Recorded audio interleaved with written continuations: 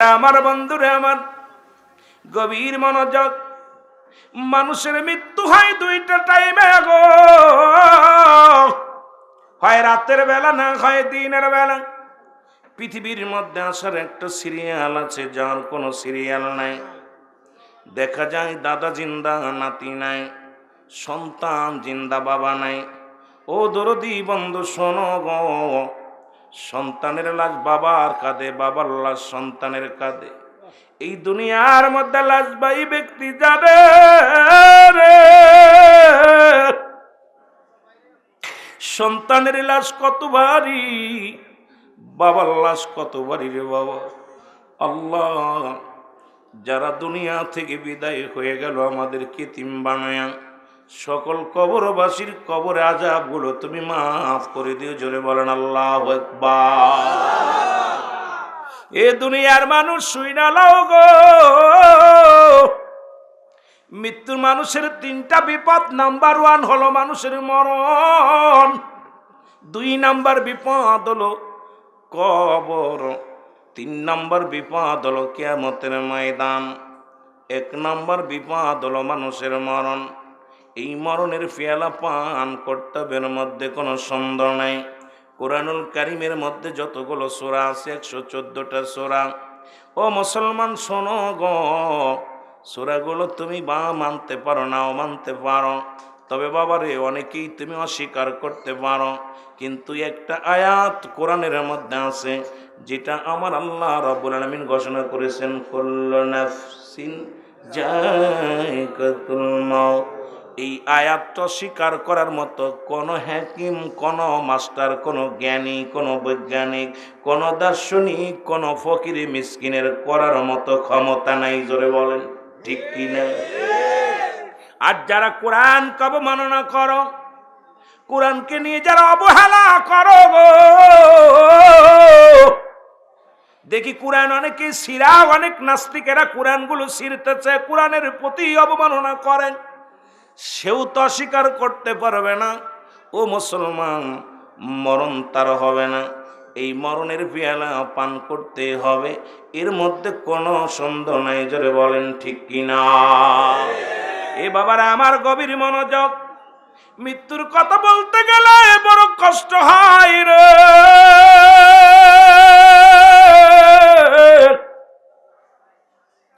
আল্লামা মুফতি আমজাদ আলী সাহেব একটা কিতাবে লিখলেন, কিতাবের নাম বাহরে শরিয়াত।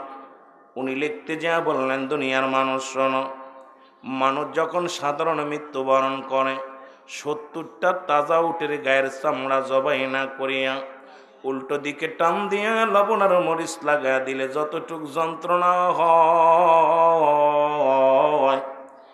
এর চাইতে 70 গুণ যন্ত্রণা হলো একটা স্বাভাবিক মৃত্যু।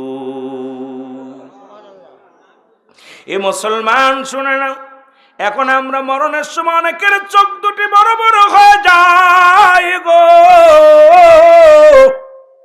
অনেকের মুসলমান জিহ্বা বাইর হয়ে যায়, অনেকের পায়খানা প্রস্রাব পর্যন্ত মরণকালে করে দেয়। তাদের মরণটা কত কঠিন হয় রে বাবা।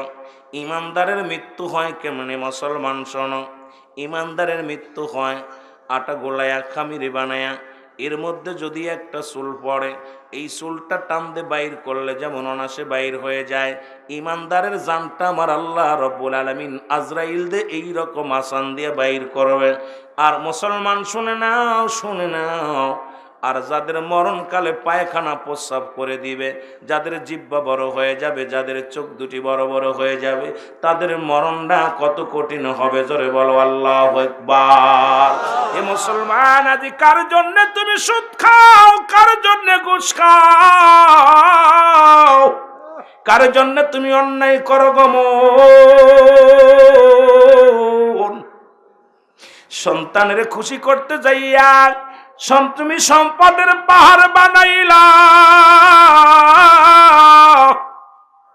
ও দুনিয়ার মানুষ শোনো, বাড়ি করলা, গাড়ি করলা, এই দুনিয়ায় সুদের কারবার করলা, ঘুষের কারবার করলা, বালাখানা বানাই না, দুনিয়ার মধ্যে হারাম খায়া দেও বানাইলাম, এই দুনিয়ার সম্পদ পড়ে থাকবে, তুমি থাকবা না রে মুসলমান। এই দুনিয়ার সম্পদ খাবে লোকে, তোমার দেহ খাবে পোকে। জোরে বলেন ঠিক কিনা? এ বাবা সেলিম ভাইয়ের বাবা যেমন চলে গেছে, আপনার বাবাও চলে গেছে, এইরকম আমার বাবা একদিন চলে যাবে গো।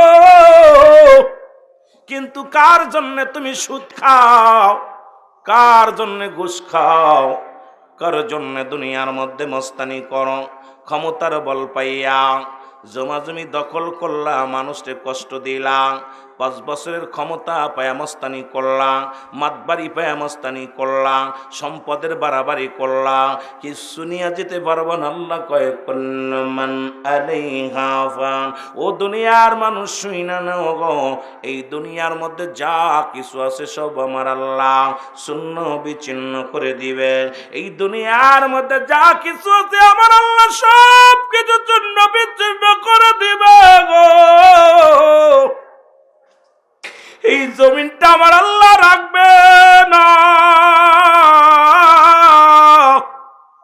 এই জমিনের মধ্যে যত মাটি আছে গো, সমস্ত মাটিগুলো পুড়ে আমার আল্লাহ তামা বানায়া দিবে।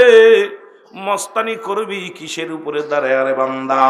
এই জমিনের সব পানিগুলো পুড়ে আসায় বানায়া দিবে। যেদিন কিচ্ছু বলতে কিচ্ছু থাকবে না, সেদিন থাকবে শুধু আমার আল্লাহ। এই জন্য মুসলমান আমি বলে যায় পৃথিবীর মধ্যে মুসলমান শোনো, আল্লাহ কয় বান্দা যেদিন কিচ্ছু থাকবে না সেদিন থাকবো আমি থাকবো আমার নবীর ভালোবাসা নিয়া। তাই তো জামানার কামেল আমার দয়াল পীর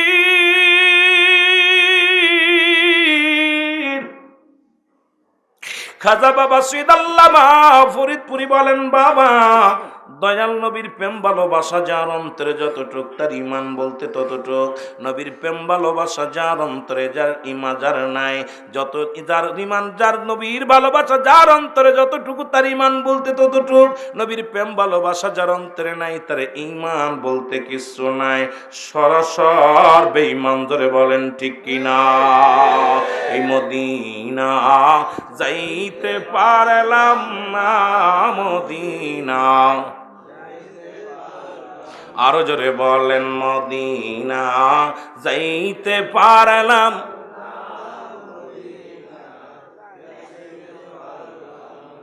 প্রথমেই বলেছি বাবা আমি আলেম না, কথা বুঝেননি? ওই দরবার শরীফের গোলাম, বিশ্ব জাকের মঞ্জিলের একজন নগণ্য গোলাম। আমাকে ভালোবাসা দিবেন, ওই সুন্দর সুন্দর কথা শুনতে পাবেন।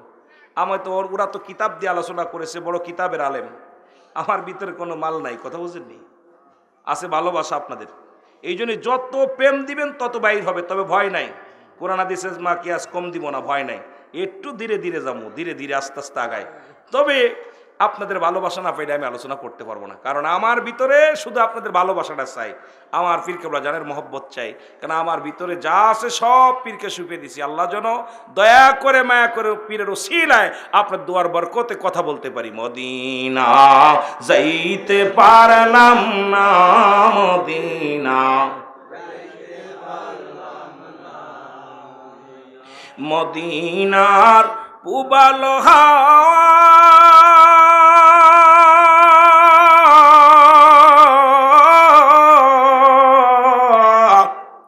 পশ্চিমে কই রাসে ধাওয়া,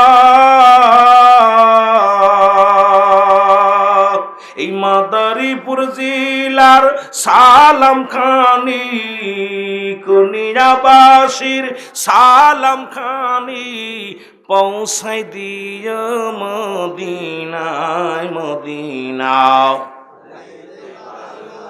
মাইক আসতে কথা কইলে মজা হচ্ছে, কিন্তু আমার তো টোন বড় বিপদ।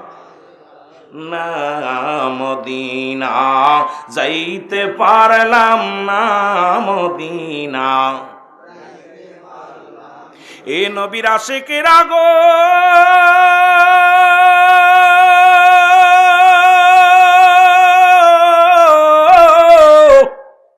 একটা কথা মনে পড়ে গেল, নবীর আহলে বায়াতের ভালোবাসো, নবীজির সম্মান করো গো। বগদাদ নগরে বাড়ি, নাম হলো জুনাইদ বগদাদি। নাম কি? জোরে বলেন নাম কি? নাম হলো তখন বগদাদ নগরে হওয়ার কারণে নামের সঙ্গে জুনাইদ বাগদাদি দিয়ে দিয়েছিল মুসলমান। এর বগদাদ নগরের যুবক, এত বড় পণ্ডিত, এই দুনিয়ার মধ্যে বড় কুস্তি খেলোয়াড়, গায়ে তার এত বল, এত ক্ষমতা আল্লাহ তারে দান করেছিল। এই বগদাদ নগরের মধ্যে এমন কোন ব্যক্তি ছিল না এই জুনাইদকে পরাজয় করাইবে এমন বড় কুস্তিয়ান মুসলমান। শোনো গো,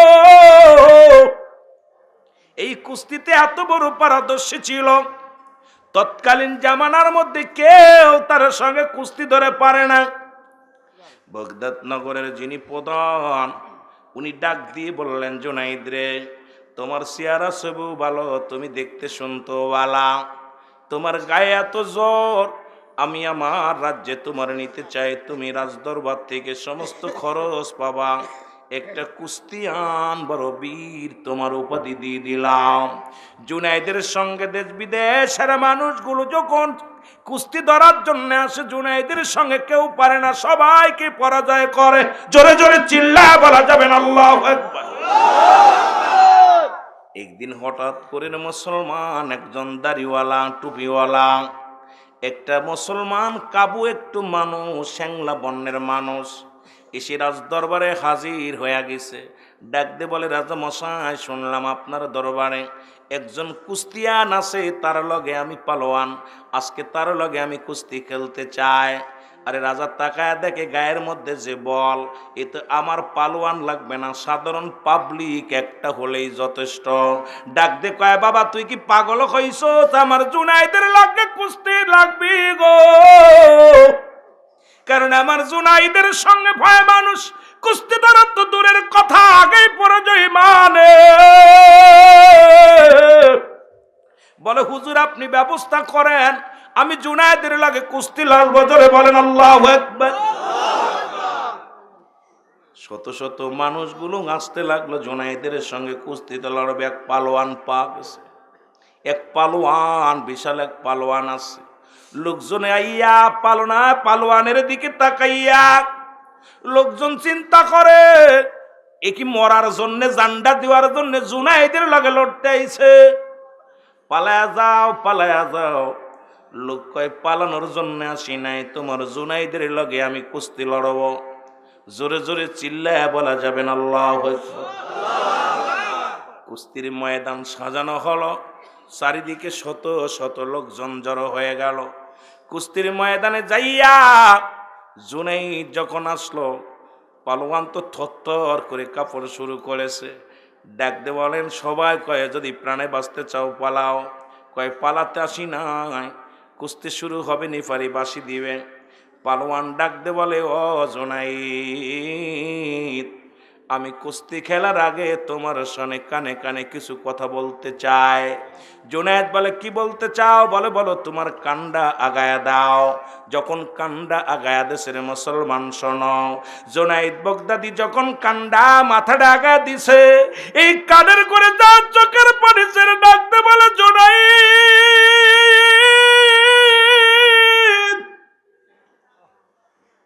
জুনাইদ রে, শোনো শোনো, আমরা নবীর বংশের লোক, আমরা সৈয়দ গোষ্ঠীর লোক। আমার নবীর বংশের লোকেরা এই পাহাড় থেকে ওই পাহাড়ে, ওই জঙ্গলের মধ্যে কিছু নবীর বংশের লোকেরা 3টা দিনও নাহারে আছে, খানার ব্যবস্থা না। জুনাইদ রে, আমি আসছি কুস্তি ধরতে, কারণ সৈয়দ গোষ্ঠীর মানুষ যদি হাত পাতে লজ্জা পায়, আমার নবীর বংশের মানুষ যদি মানুষের কাছে সাহায্য চায়, এই লজ্জা আমার নবীরে দেয়া হবে, নবীরে ছোট করা হবে। এই জুনাইদ, ওই তাঁবুর মধ্যে ছোট ছোট বাচ্চাদের কান্না আমি সইতে পারি নাই গো। ওই মাসুম বাচ্চাদের কান্না আমি সইতে পারি নাই। রাজার দরবারে আমি হাত পাততে পারি নাই, মানুষের কাছে আমি হাত পাততে পারি নাই। আমি তোমার সঙ্গে কুস্তি ধরার জন্য আসছি। জুনাইদ রে, তুমি যদি আজকে পরাজয় হও, তাহলে নবীর বংশের মুখে কিছু খাবার তুলে দিতে পারবো। আল্লাহ নবীর বংশদের ওই সৈয়দ গোষ্ঠীর মুখে কিছু খাবার দিতে পারবো। তুমি কি পারবে আমারে জয়লাভ করাই দিতে? জোরে বলা যাবেন আল্লাহু আকবার। আরো জোরে জোরে চিল্লায় বলা যাবেন আল্লাহু আকবার। আমার মনে বড় আশা ছিল যাব মদিনায়, আমার মনে বড়। এই মাইক ওয়াজ করা আমার দ্বারা সম্ভব না, মাইকি টানান আমার দ্বারা সম্ভব না। এর সালাম আমি করব গিয়া, সালাম আমি নবীজির রওজায়, আমার মনে বড় আশা ছিল যাব মদিনায়, আমার মনে বড়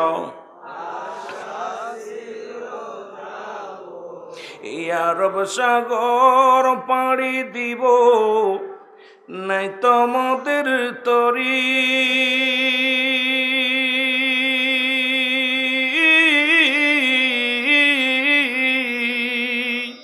পাখা নয়তো উড়ে যাব ডানাতে ভর করি, রে আশায় আছে সম্বল নাই, আশায় এর করি কি উপায়, আমার মনে বড় আশা ছিল যাব। বাবারে কখন কবুল হয়ে যাল্লা বলতে পারি না। এই কথাটা যখন বলতে যায় মনে পড়ে যায় মুসলমান জিনেদা জেলা মহেশপুর থানার জমিনে এ মুসলমান মজিদ নামে একজন কানা ছিল রে মুসলমান। এই কানা ভিক্ষা করতো, মনে বড় আশা ছিল যাব মদিনায়।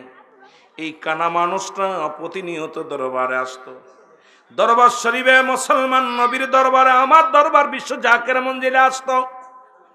হঠাৎ একদিন দেখি রে মসজিদ ভাঙাই হাজির রুমাল পড়ে বসে আছে সামনে রেন্টিতলা মাহফিলের মধ্যে। আমি ডাক দে বললাম, মসজিদ রে তোর মুখে কেন, তোর ঘাড়ে কেন হাজির রুমাল? বলে, রুহুল আমিন ভাই আমি মদিনা গেছি, হজ করেছি। জোরে বলা যাবে না সুবহানাল্লাহ? আর একটু জোরে। যেহেতু কথাটা মিডিয়ায় যায় ভালো করে শুনে নেন বাবা, মিথ্যা হলে আপনারা জানতে পারবেন। ও মুসলমান শোনো, আমি বললাম তুই কেমনে গেলি, তুই অন্ধ মানুষ? কয় ভাইজান আমি দিনের বেলা বাদাম বেশি ঘাড়ে করে আমি ভিক্ষা করি না, আমি ওই ব্যাগের মধ্যে কিছু বাদাম ভেজে আমার বিবি এটা ভেজ বাজি দেয়, মা প্যাকেট করে দেয় আমার বিবি আর মা, এটা 5 টাকা করে প্যাকেট বিক্রি করি, বাজারের মধ্যে যায় ভিক্ষা চাই না। এটা চাইতে চাইতে যখন আমি যাইতেছিলাম, হঠাৎ করে রেন্টু এমপি সাহেব ওনার গাড়ির সামনে আমি পড়ে গেলাম। আমি বলতেছিলাম মনে বড় আশা ছিল যাব মদিনা। উনি আমার ডাক দিল, ডাক দে বলে, কানা তুই মদিনায় যাতি চাস, তুই দেখবি না, তুই অন্ধ মানুষ কেমনে দেখবি? তা আমি বলতেছিলাম যদি মদিনায় যেতে পারি, রাসূলুল্লাহর ওই রওজা যে মদিনার বুকে নবী শুয়ে আছে, ওই মাটিগুলো আমি আমার হাত দিয়া চোখে মুখে লাগাইব। জোরে জোরে বলা যাবেন আল্লাহু আকবার। উনার মা, উনার বাবা, উনার ভাই বউ, উনার বিবি সহ 13 জন হজ করতে গেছিল, তার মধ্যে আমি একজন আমারে নিয়ে গেছে। ওই উমরা হজে আমারে নিয়ে গেছে, রাসূলুল্লাহর রওজা জিয়ারত করে আসছি, ধুলাবালি গায়ে লাগায় আসছি। এ বাবা কবুল কখন যেন আল্লাহ কখন কার দোয়া কবুল করে ফেলবে। এরে আফসোস করবেন আর কানবেন, আল্লাহ মৃত্যুর আগে হলো একবার যেন নবীজির দিদার কই গো আল্লাহ, মরণের আগে একবার যেন রাসূলুল্লাহর দিদার পায় গো আল্লাহ, একবার যেন মদিনায় যেতে পারি। আফসোস করবেন আর কাঁদবেন আর বলবেন মনে বড় আশা ছিল যাব মদিনায়। বলেন মনে বড় আশা ছিল যাব মদিনায়। কি যাও ভাই বান্ধব কোনিয়া বাসি সোনার মদিনা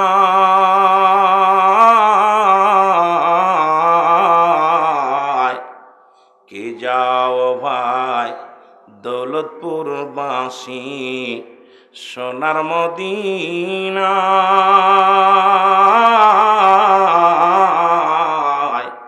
এ গোলামের সালাম খানি দিও রাসূলের রওসায় এ গোলামের সালাম খানি দিও গো পৌঁছায় আমার মনে বড়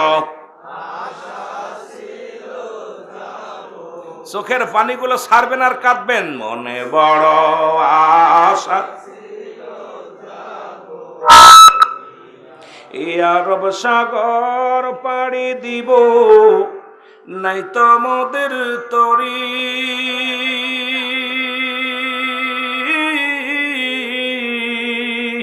পাখা নাই তো উড়ে যাব ডানাতে ভর করি ওরে আশায় আছে সম্বল নাই আশায় আছে এরে করি কি উপায় আমার মনে বড়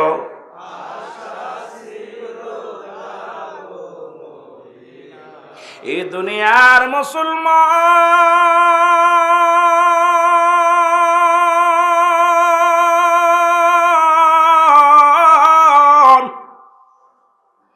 বলতেছিলাম জুনাইদ চোখে